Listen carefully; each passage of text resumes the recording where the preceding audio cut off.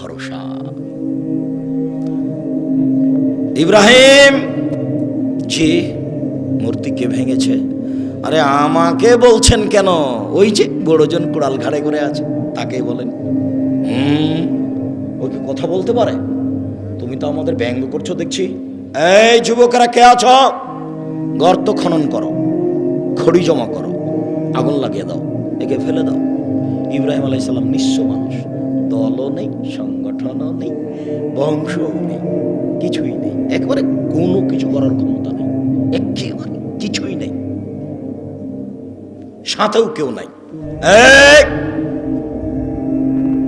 এই যুবকেরা গর্ত খনন করো, খড়ি জমা করো, আগুন লাগিয়ে দেখে ফেলে দাও।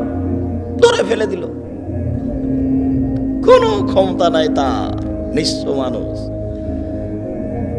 যখন ফেলে দেওয়া হলো তখন বলছেন হাসবুনাল্লাহু নি'মাল ওয়াকিল, আল্লাহ আমার জন্য যথেষ্ট, তিনি সুন্দর কাজ করেন। কালা ইব্রাহিম হিনা উলকিয়া ফিন্নার, এই বাক্যটা ইব্রাহিম আলাইহিস সালাম বলেছিলেন যখন তাকে আগুনে নিক্ষেপ করা হয়েছিল। হাদিস বুখারী মুসলিম।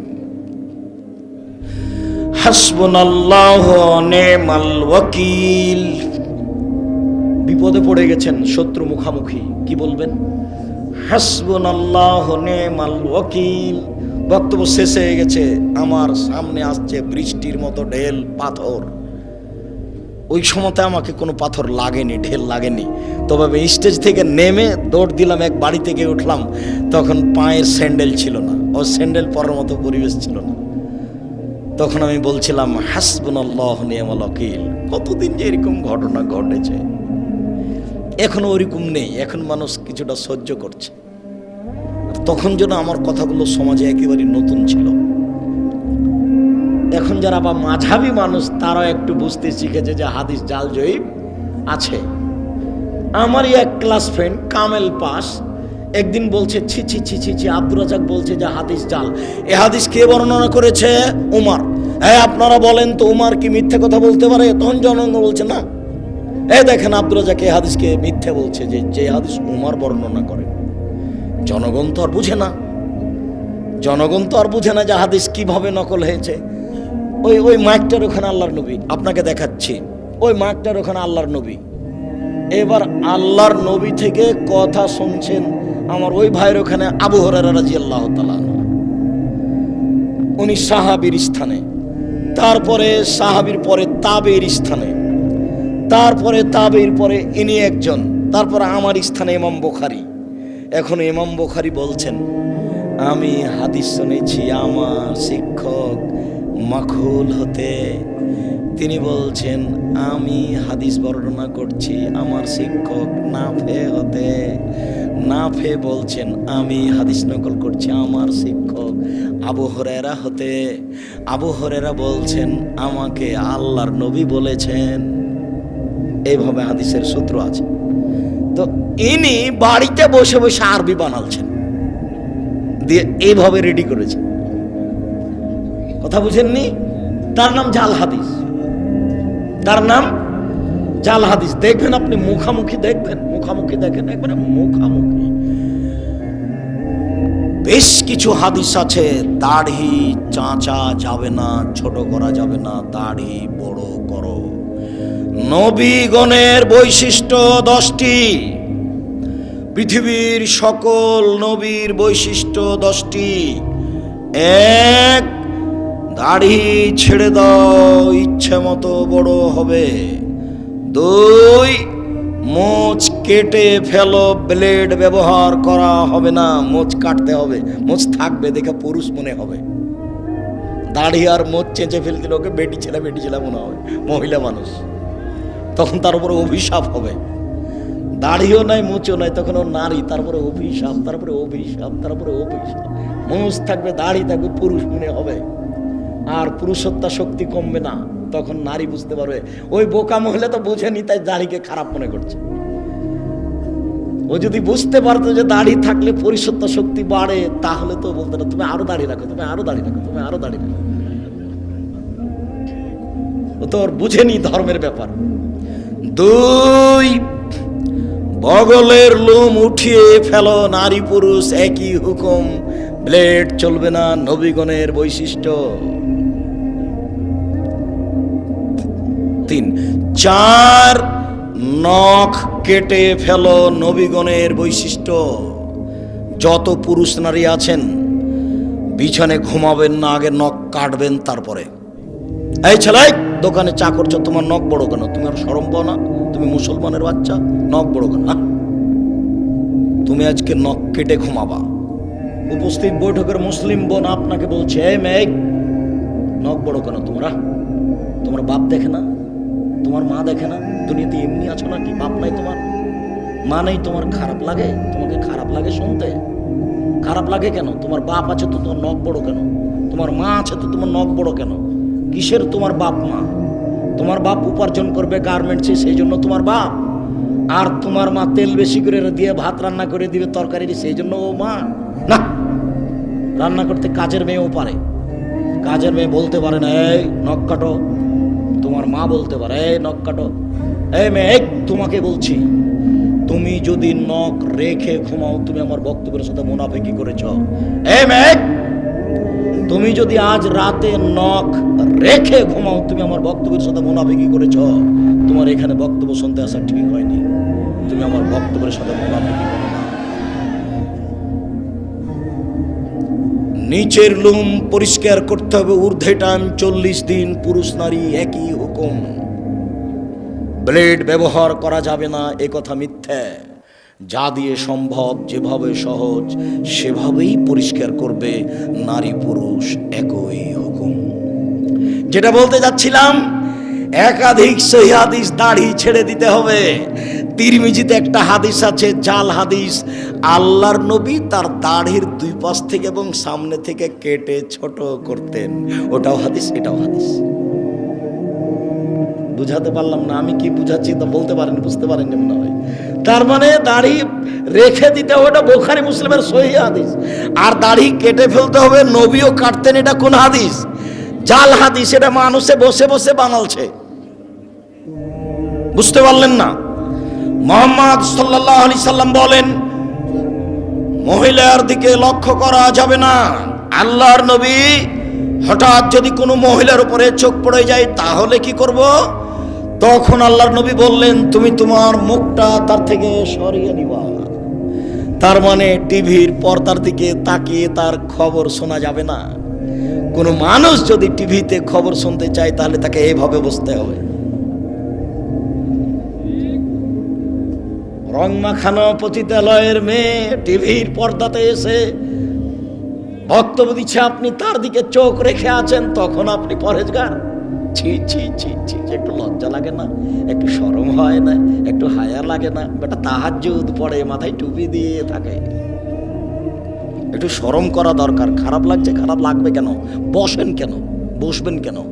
আপনি বলেন যে আমি খুব ভালো মানুষ, বলেন দেখি, বলেন আপনি ভালো মানুষ, আপনি বলেন দেখি। রাসূল সাল্লাল্লাহু আলাইহি সাল্লাম বলছেন, 3 শ্রেণীর মানুষ জান্নাতে, জাহান্নামে যাবে না, ও জান্নাতে যাবেই যাবে। তার 1 শ্রেণীর মানুষ হচ্ছে বেগানা নারী, অপর নারীকে দেখে চক্ষু নিচু করে, যে সে জান্নাতে যাবে। আমি বলিনি, মুহাম্মদ সাল্লাল্লাহু আলাইহি সাল্লাম বলেছেন 1 শ্রেণীর মানুষকে আমি জান্নাতে নিয়ে যাব। কিভাবে নিয়ে যাবো সেটা আমার ব্যাপার। সেই পুরুষ যারা অপর নারীকে দেখে চক্ষু নিচু করে। তাহলে একাধিক সহিহ হাদিস, নারীর দিকে দেখা যাবে না। আর একটা হাদিস আছে, আল্লাহর নবী বলছেন, কেউ যদি সুন্দরী মেয়ের দিকে তাকায় তাহলে চোখের পাওয়ার বেড়ে যাবে। হাদিস জাল। এদেশে একটা বই পাওয়া যায়, বক্তা শ্রোতার পরিচয়, দেখুন কিনে দেখুন, ওটাও হাদিস, এটাও হাদিস। মুহাম্মদ সাল্লাল্লাহু আলাইহি সাল্লাম বলেন, সলাতের সালাম হচ্ছে, সলাত শেষ হচ্ছে আসসালামু আলাইকুম রহমতুল্লাহ, আসসালামু আলাইকুম রহমতুল্লাহ। আবু দাউদে একটি হাদিস আছে, সালামের বৈঠক বসে বায়ু ছেড়ে দিলেই সালাম হয়ে যাবে। আসসালামু আলাইকুম রহমতুল্লাহ, আসসালামু আলাইকুম বলা লাগবে না। মানুষের বানানো প্রায় 3 লক্ষ হাদিস আছে। আমি আব্দুর রাজ্জাক বিন ইউসুফ 10,000 হাদিস রেখেছি আপনাকে দেখানোর জন্য। টাকার গায়ে লেখা আছে, চাহিবা মাত্র ইহার বাহককে দিতে বাধ্য থাকিবে। আমি আব্দুর রাজ্জাক বিন ইউসুফ 10,000 জাল জয়ীফ হাদিস আপনাকে দেখানোর জন্য প্রস্তুত রয়েছি। হাদিস যে জাল হয় তার আপনাকে দু একটা দেখালাম। ফাজাইলে আমল বইয়ে লেখা আছে যে আদম আলাইহিস সালাম ভারত থেকে 60,000 বার হজ করতে গেছেন, তাহলে তার বয়স হতে হবে 60,000 বছর। একেবারে নগদ মিথ্যে। ফাজাইল আমলে বইয়ে লেখা আছে এমন ভাবে জিকির করবে দেখে যেন মানুষ বলে পাগল। আপনাদের এখানে যে বট গাছ আছে, বট গাছে এখন এখানে সম্মেলন হয় কিনা, যারা দেখেছেন তারা নারী পুরুষ জিকির করতে করতে উল্টে পড়ে যায়। যারা বাস্তব দেখেছে তারা বলছে যে না, এটা রাখা যাবে না, পীর মুরিদির কোনো নীতি রাখা যাবে না, যে কোনো মূল্যে এলাকা থেকে উঠাতে হবে, যে কোনো মূল্যে। কথা দিয়ে উঠান, পিটিয়ে উঠান। অসম্ভব আহলে হাদিস উর্দুশিত এলাকায় এরকম জিকির আজকার মিথ্যা নারী পুরুষ একাকার হয়ে হতে পারে না। অসম্ভব, যে কোনো মূল্যে ঠেকাতে হবে, যে কোনো মূল্যে। আপনি প্রস্তুত থাকুন। আহলে হাদিস উর্দুশিত এলাকায় এরকম মিথ্যে জিকির হবে, এটা হতে পারে না। ধর্মের নামে মিথ্যে জিকির চিৎকার করে হতে পারে না। এই মাটিতে জিকির হবে লা ইলাহা ইল্লাল্লাহ চুপে। আপনাকে কথা প্রসঙ্গে একটু দেখালাম। আল্লাহ ভরসা, আল্লাহ ভরসা একটু। আবু বকর সিদ্দিক রাদিয়াল্লাহু তাআলা আনহু বলেন, আমি গারে শহরে আল্লাহর নবীর সাথে আছি। তার একটু আগে বলি, 1 মিনিট এক খেয়ালে চেয়ে থাকবেন। মন খারাপ, আবু বকর সিদ্দিক হিজরত করে চলে যাবেন, পালিয়ে যাবেন। আল্লাহ রাসূল বলছেন, আবু বকর তুমি একটু থামো, আমাকেও যাওয়া লাগতে পারে। তখন আবু বকর সিদ্দিক বুঝলেন তাহলে দুইজনের একসাথে হিজরত হবে। এবার আবু বকর সিদ্দিক 2টা উটের প্রস্তুতি নিলেন। আর বক্তা বলছেন যে সেদিন থেকে আবু বকর সিদ্দিক রাদিয়াল্লাহু তাআলা দরজায় দাঁড়িয়ে থাকলেন। কখন আল্লাহর নবী বলবেন, কখন রেডি, তাই তিনি রেডি আছেন, একবার সব মিথ্যে কথা।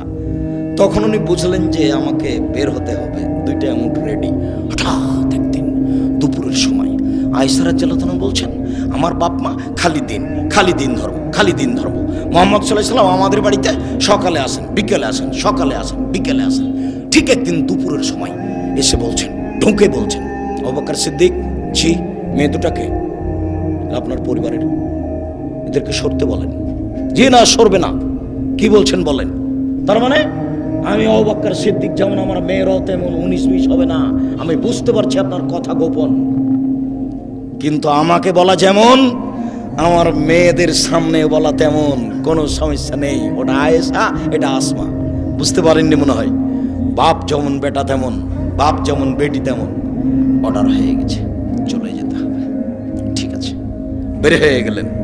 গারে শহরে পাহাড়ের মধ্যে আশ্রয় নিলেন গর্তে। দিয়ে আবু বকর সিদ্দিক বলছেন, এখানে আপনি থামেন, আমি আসছি। এখানে আপনি বসেন, আমি আসছি।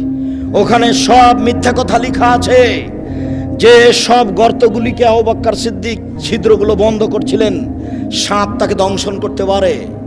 তাই মিথ্যা বক্তব্য লেখা আছে, মিথ্যা বইয়ে লেখা আছে যে 100 বছর, 300 বছর, 50 বছর থেকে একটা সাপ গর্তে ঢুকেছিল।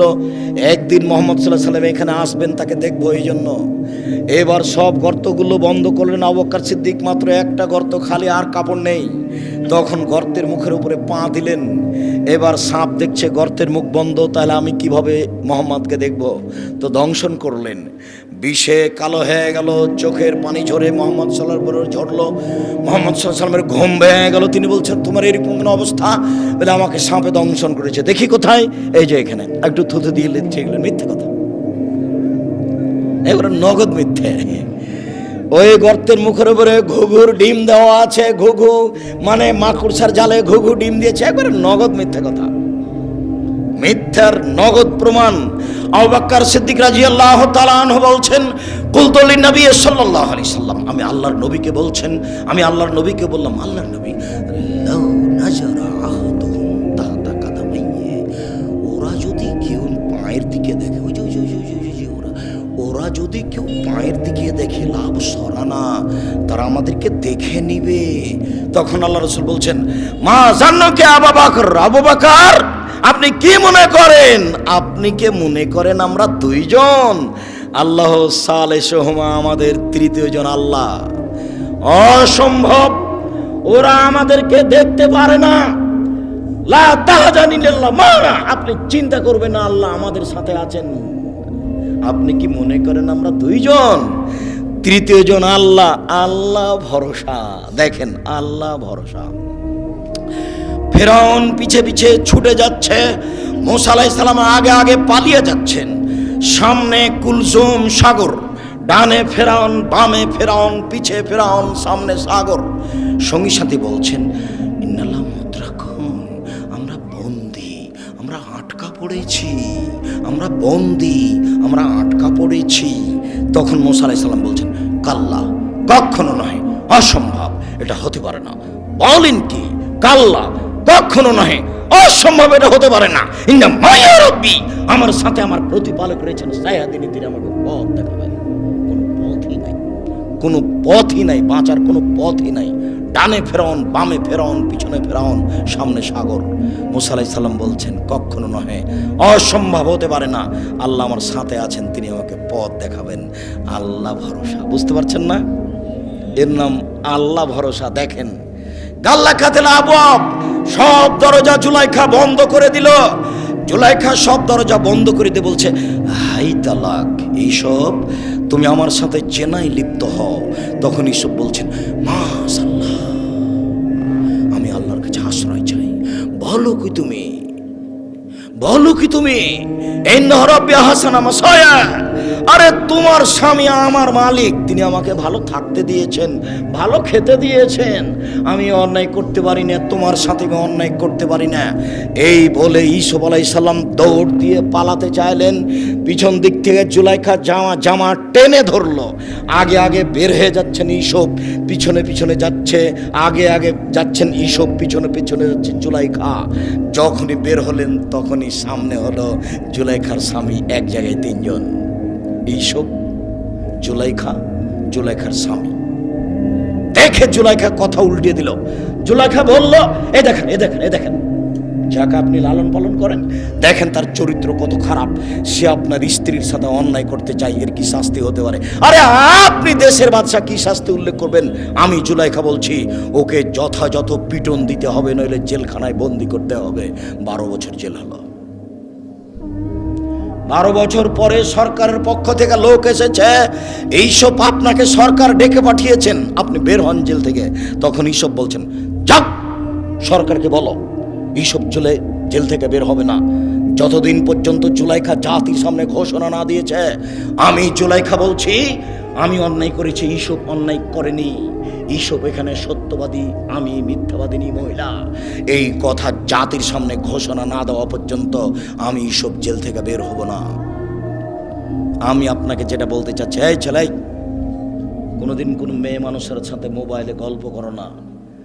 মেয়ে মানুষ তোমাকে ধ্বংস করবে, তোমার বাপকে ধ্বংস করবে, তোমার বংশকে ধ্বংস করবে, তোমার জাতিকে ধ্বংস করবে। এই যে দেখো, এই যে দেখো মেয়ে মানুষ, এই বেটা 3 মিনিটের মধ্যে, 1 মিনিটের মধ্যে কথা উল্টে দিবে। তুমিও যাবা জাহান্নামে, তোমার বাপও যাবে, তোমার বংশ যাবে, কারোর মান সম্মান রক্ষা হবে না। এই দেখো জুলাইখা, এই দেখো জুলাইখা। জুলাইখা বলছে এই যে দেখেন, আপনি যাকে খাওয়ার দিচ্ছেন, লালন পালন করছেন, সে আপনার স্ত্রীর সাথে জেনা করতে চায়। হলো এটা ঠিক হলো? আপনি কি করবেন তার? আরে আপনি কি করবেন? আমি জুলাইখা বলছি ওকে যথাযথ পিটন দিতে হবে, নইলে জেলখানায় বন্দি করতে হবে। তুমি যার সাথে প্রেমের গল্প করছো, কথা উল্টে দিতে পারে, তখন তোমার কি হবে তুমি বুঝতে পারছো না। আজ থেকে আর কোনোদিন কোনো মেয়ের সাথে কথা বলো না। তোমাকে আবারও বলছি, তুমি তোবা করে উঠবা, উঠার সময় বলবে আস্তাগফিরুল্লাহ ওয়া আতুবু ইলাইহি, আমি তোবা করছি, জীবনে আর কোনোদিন তার সাথে কথা বলবো না ইনশাআল্লাহ।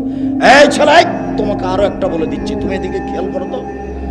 আজকে এখানে তোবা করে উঠেছো, গিয়ে রাত্রে ঘুমাতে যাচ্ছ, মোবাইলটা লক করে দিয়েছ, দেখবা 2-1 মিনিট পরে ধীরে হাতটা মোবাইলে চলে গেল, লকটা খুলেছ, রিংও দিচ্ছ। এই সময়তে লাফ দিয়ে উঠে ল্যাপটা দূরে ফেলে দিবা।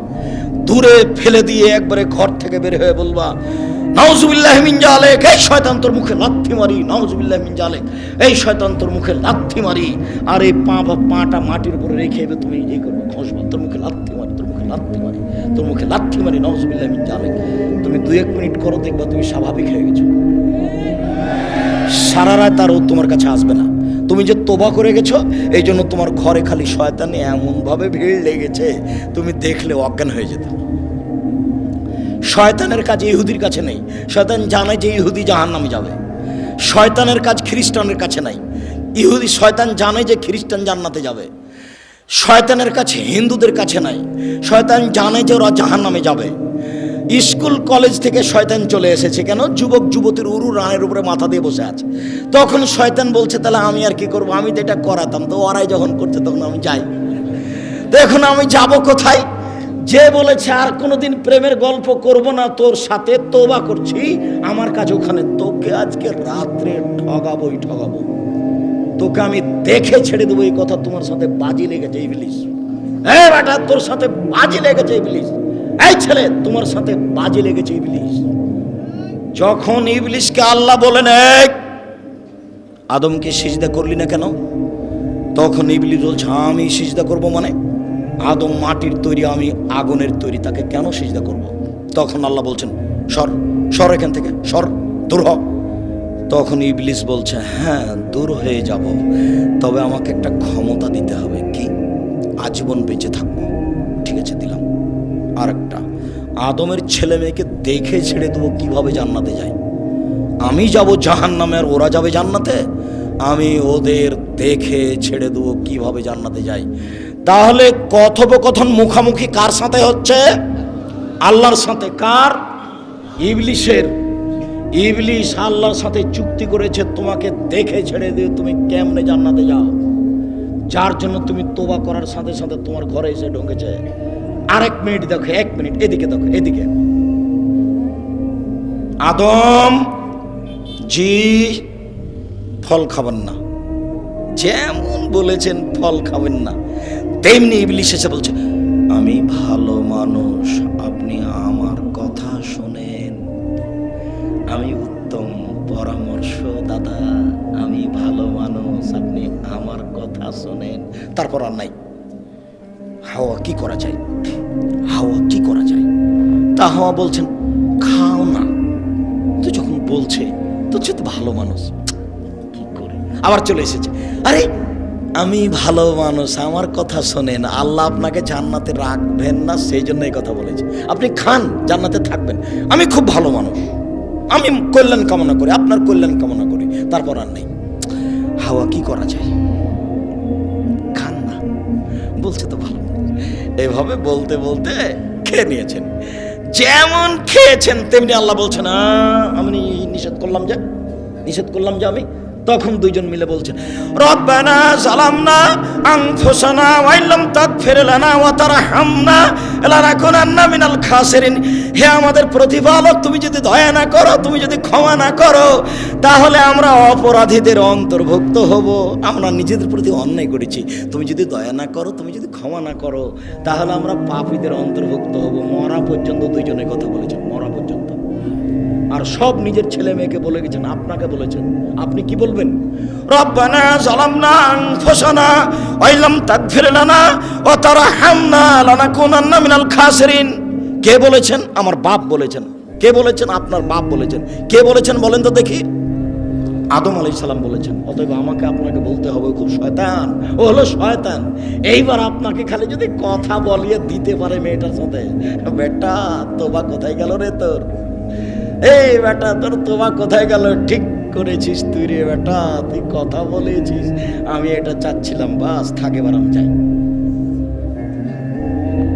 যার জন্য একবারে লাথি মারবে তুমি তার মুখের উপর, তোর মুখে লাথি মারি, তোর মুখে লাথি মারি। নাউজুবিল্লাহি মিন জালিক, নাউজুবিল্লাহি মিন জালিক, আস্তাগফিরুল্লাহ ওয়া আতুবু ইলাইহি। আমি তোবা করলাম, আবার এই কথা বলছি কেন? আল্লাহ ভরসা। 2-1 মিনিট, বেশি নয়। এই ছেলে বসো। সম্মানিত দিনী ভাই বোন, এই 2-3টা হাদিস, কয়েক মিনিট। উমর ইবনে খাত্তাব রাদিয়াল্লাহু তাআলা আনহু বলেন, রাসূল সাল্লাল্লাহু আলাইহি সাল্লাম বলেছেন, লাউ আন্নাকুম তাতাওয়াক্কালুনা আলাল্লাহি হাক্কা তাওয়াক্কুলিহি। পৃথিবীর মানুষ, তোমরা যদি সত্য সত্য আল্লাহর উপরে ভরসা করো, লা রোজেকতুম, তাহলে তোমাদের রুজি দেওয়া হবে। কামা ইরজাকুত তায়র, যেমন পাখিকে রুজি দেওয়া হয়। তাক তো খেমাসান, তার হবে তা না। সকালে পাখি খালি পেটে আসে, বিকালে পাখি ভরা পেটে যায়। পাখি কি গতকালকে খাদ্য জমা করে গেছিল? তা আজকে সকালে খালি পেটে আসেনি, এখন বিকালে কিভাবে যাচ্ছে? ভরা পেটে যাচ্ছে। আল্লাহর নবী বলছেন, তোমরা সত্য সত্য আল্লাহর উপর ভরসা রাখো, পাখিকে যেমন খেতে দেওয়া হয় তোমাকে দেওয়া হবে।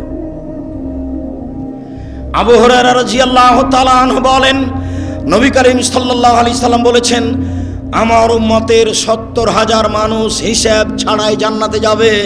৩টি গুণ আছে যাদের। এক, লায়াস্তার কোনা, যারা ঝাড়ফুঁক করে না। ২, অলায়াতাতাইয়ারুনা, যারা অশুভ ফল গ্রহণ করে না। কার যে মুখ দেখে আসলাম কাজই হলো না, কোন মহিলার যে মুখ দেখলাম, এর নাম অশুভ ফল গ্রহণ করা। ৩, ওয়ালা রাব্বিহিম ইয়াতাওয়াক্কালুনা, যারা আল্লাহর উপরে ভরসা করে তারা বিনা হিসাবে জান্নাতে যাবে, কোনো হিসাব নিকাশ নেই। আর একটা কথা, আমাদের নবী মুহাম্মদ সাল্লাল্লাহু আলাইহি সাল্লাম বলেন, ওয়াদানি রাব্বি, আমার প্রতিপালক আমার সাথে ওয়াদা করেছেন, আমার প্রতিপালকের সাথে আমার চুক্তি হয়েছে, আমার প্রতিপালকের সাথে আমার চুক্তি হয়েছে, আমার প্রতিপালকের সাথে আমার চুক্তি হয়েছে। আমার উম্মতের ৭০,০০০ মানুষকে তিনি জান্নাতে দিবেন, হিসাব